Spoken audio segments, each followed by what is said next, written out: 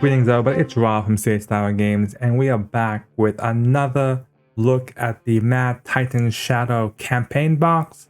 This time we're looking at the second scenario in the campaign, that is Proxima Midnight and Corvus Glaive with the Avenger Tower defense.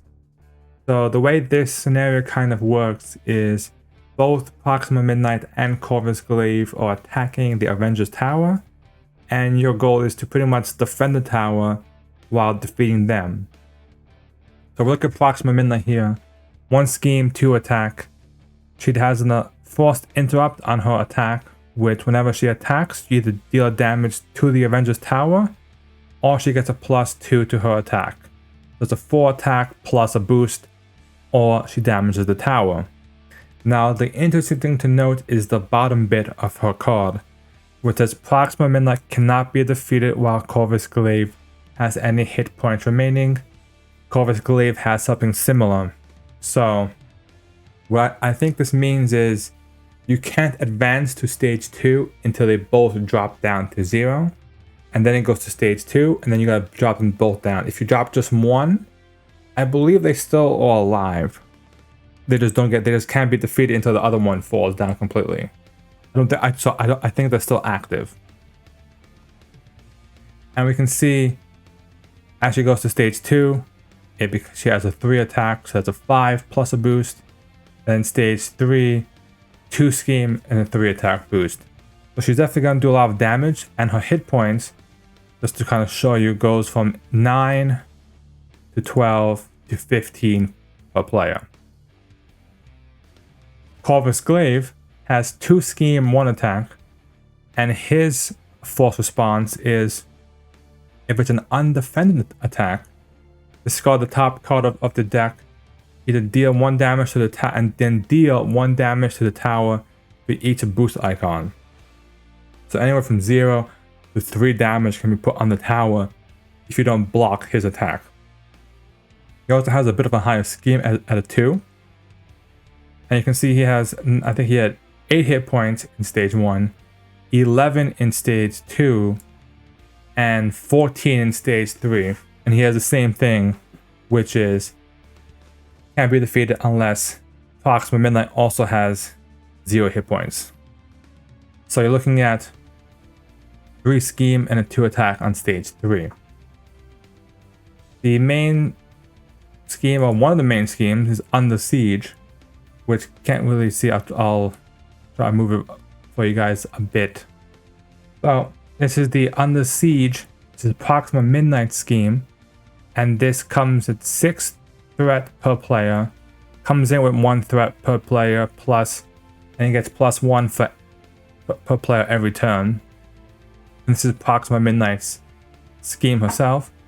And then when this stage is completed, you remove all the threat from it and deal 6 damage per player to the tower.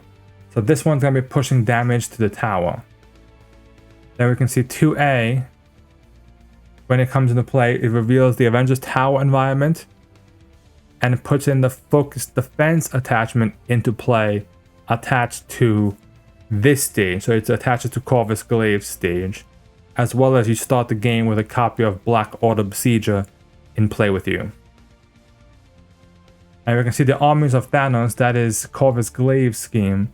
And this one, same thing, 6 threat per player, 1 threat per player to begin with, adds +1 for every player every turn. And when this one is completed, each player gets an encounter card. So Proximas will damage the tower, and Corvus gives you boost cards to make it harder for you. Back to the normal size cards. This is the Avenger's Tower environment. So the unique rule does not apply to Avenger's Tower. This means that you can have the Avenger Tower support card in play while this card is on this side. Force response. After damage is placed here, if there's at least 9 damage per player, remove all of it, then flip the tower over.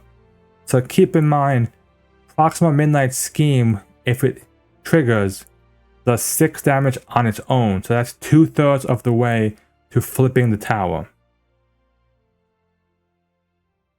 Avenger's Tower damage When revealed, discard each other Avenger's Tower from play. And note, this one does not say you can have other copies, which means if you have the Avenger Tower support card, you cannot play it while this one is in play. And there's no way to flip it back either. And this one is after 9 damage per player is placed here, you lose the game.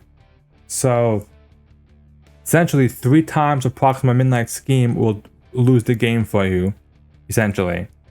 And even if you do 1 on both sides, that's still a huge chunk of the way there. And then the Focus Defense card is the attachment that comes out from the setup.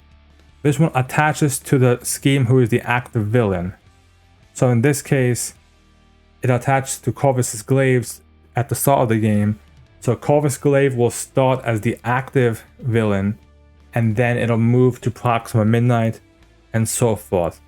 So this is a way for them to designate who the active villain is that turn. And then we have the Black Order Besieger, which we kind of saw you get in the beginning of the game with. 1 scheme, 2 attack, 3 health. After he engages you, you either choose to deal 1 damage to the tower or deal 2 damage to your identity. So either you start the game taking 2 damage, or the tower already starts with damage on it before the game has even begun. So that's a good choice. That's very... It makes you choose, like, if you have the health to like deal with it, no problem. But if you really want to like put the tower already 2 out of 9 along the way there, then that's your choice. And there's 4 of them in the deck. Of course, we have Proxima's Spear. Her attacks gain Overkill and Piercing, plus 1 attack. And you must take a damage and spend 1 energy and 1 mental resource to discard this card. Case in point as well, this card also has 3 boost icons, so you probably don't want it to flip over either. In terms of like Corvus Glaive's ability and the like. Corvus's Glaive, also plus 1, gives him Retaliate. Same thing, take a damage and spend an energy and a physical this time to discard this card. And this one is also 3 boost icons. So both weapons are 3 boost icon plus 1 attack. If you think about how strong Proxima attacks are, that can be dangerous. Corvus is a little bit weaker in his attack, but still don't want to... You have to defend his attack or he'll damage the tower straight on. So that little balance is going to be interesting. Direct Assault. Attached to the villain who is not the active villain. When that villain attacks, the attack gains range, so it skips Retaliate. If that attack defeats an ally, deal 3 damage to Avenger's Tower. So this is interesting. So it's a plus 2 attack, by the way. So this is a way for them to deal with the ally spam. For so many ways, it would be like, okay, if I just have allies block the attacks, then I don't have to worry about taking the damage.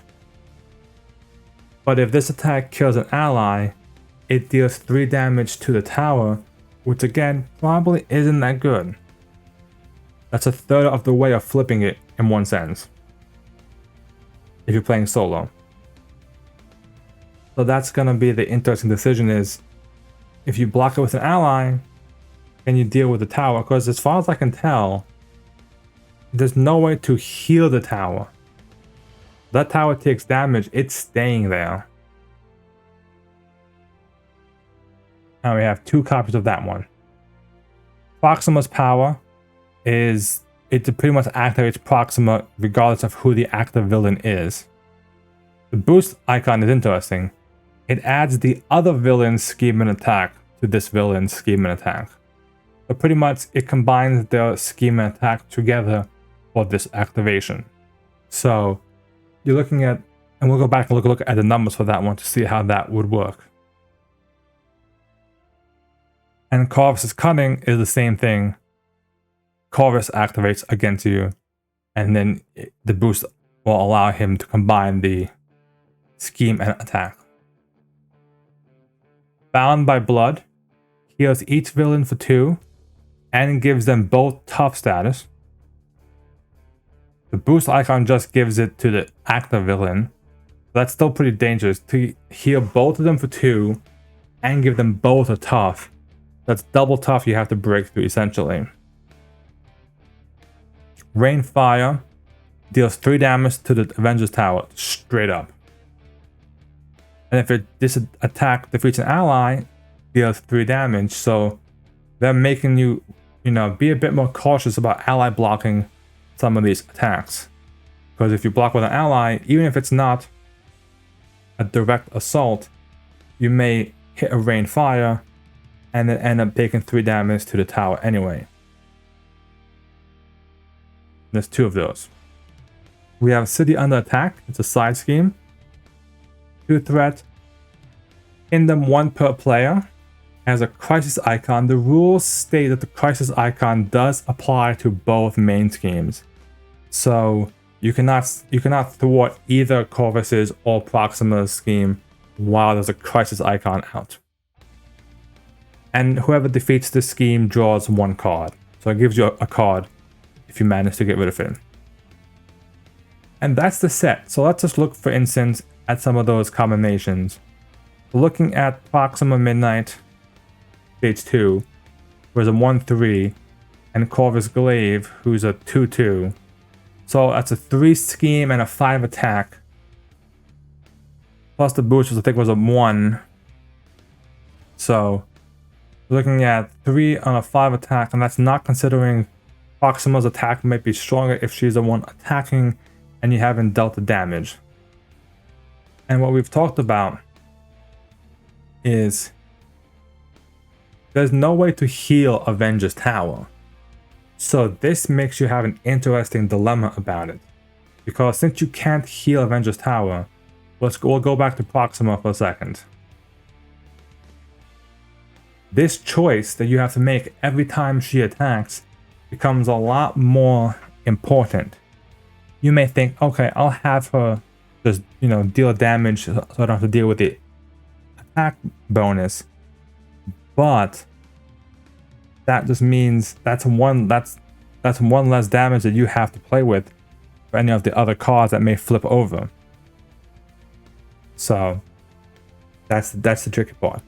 I feel like this scenario is really cool. This scenario is going to be like the bit of the puzzle one, kind of like Collector, but less punishing, possibly. I hope so. Although this one does look pretty intense, because you have to balance blocking the attacks. You have to play pretty aggressively, because if you're not careful, you may be able to, flip cards and damage the tower, and before you know it, you lose. Now, there's no cards that impact if the tower is flipped the other way, but either way, you have 18 if you're playing solo, let's say. 18 damage you have to play with. And every time Proxima activates, if you don't take the +2, that's just 1 less. That's shrinking the amount of damage you have to play with. And you hit a Rain Fire, or Proxima's scheme somehow triggers if it, maybe she draws an advance or something, and next thing you know, that's another 6 damage, and then the tower is flipped over, and then you're just on a race of a clock to try and push them both down as fast as you can. So I really like this encounter. This encounter might be one of my favorite ones just from a design perspective. The unique nature of 2 schemes, 2 villains. It's kind of like Wrecking Crew. I know many people don't like Wrecking Crew as a scenario pack. Some people, it wasn't the most exciting pack to come in. But I actually kind of like the Wrecking Crew. I like dealing with the puzzle of, okay, which one should I defeat first? Which one should I prioritize? If I prioritize this one but leave this one, when they're on their own, how dangerous are they? And there's very, for those of you that have played Wrecking Crew a few times, you know, that scenario can play out quite differently depending on if you leave Bulldozer last or if you leave Wrecker last and so forth. So this one has that same puzzle aspect to it that I really like. So I'm excited for this one. So far, I think this one is cooler than Ebony Moors. I feel like Ebony Moors is good for that introductory, like, this is the first scenario of the campaign mission where he's just kind of throwing a bunch at you and you have to deal with it. As opposed to this one where you have that whole dynamic of having to juggle between villains, schemes, and having to really kind of push yourself to make sure you rush and finish it without the numbers being crazy. We've looked at Ebony Moor. Ebony Moor had a lot of Surge cards. None of these cards had Surge on them, thank God. And we saw that these cards all have things directly related to activating with the villains. There's no like weird keywords, like there's no stalwart or anything like that. So I definitely like this scenario, I think. So what do you guys think about Proxima Midnight and the Corvus Glaive scenario? Let me know in the comments, and please remember to hit that subscribe button. It means a lot to me if you can subscribe to the channel for more of the Marvel content, for more tabletop content. I'm trying to bring you guys as much as I can with my schedule, and hopefully you guys are enjoying these videos. So if you are, be sure to stay tuned for some more Marvel Champions content and some more Mad Titan Shadow spoilers. Thank you guys for watching this video.